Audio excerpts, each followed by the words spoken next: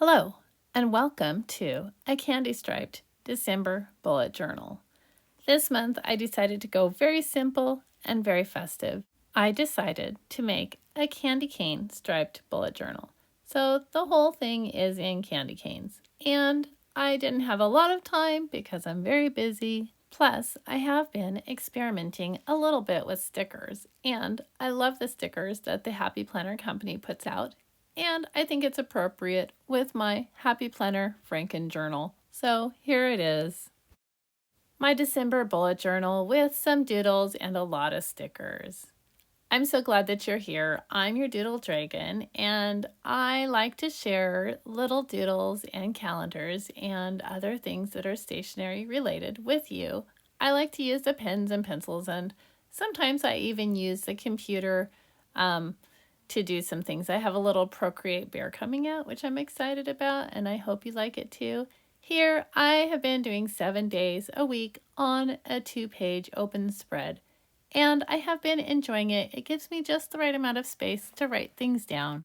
It also allows me to keep things compact, and having a simple bullet journal takes a little less time to make. I've been making my own calendar since I don't even know when. Maybe since high school, so probably 30 years, and I really enjoy it. Sometimes I use the computers, and sometimes I just use my pen. But lately I've been using the pen and this little notebook that I take and put practically everything in. So it fits really nicely, and it's just kind of fun, and I get to enjoy it all month long, and hopefully you enjoy it too.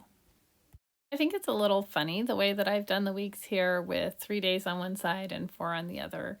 I wasn't quite sure if I'd like it because I was thinking, oh, they should all be the same, and they're actually different shapes of rectangles, but I'm enjoying it. It is, like I said, working out with just the right amount of space.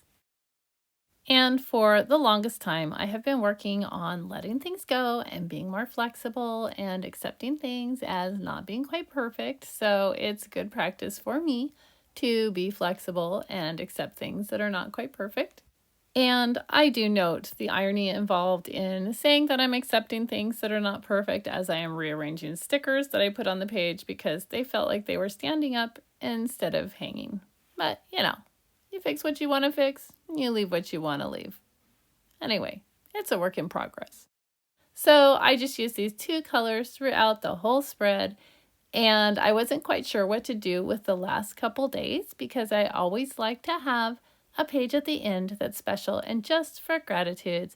But I decided to put the last 3 days on the same page with my gratitudes just because they fit better.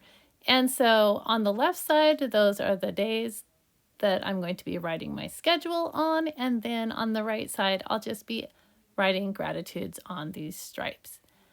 If you've seen lots of my bullet journals, you know I leave a space for gratitudes every month.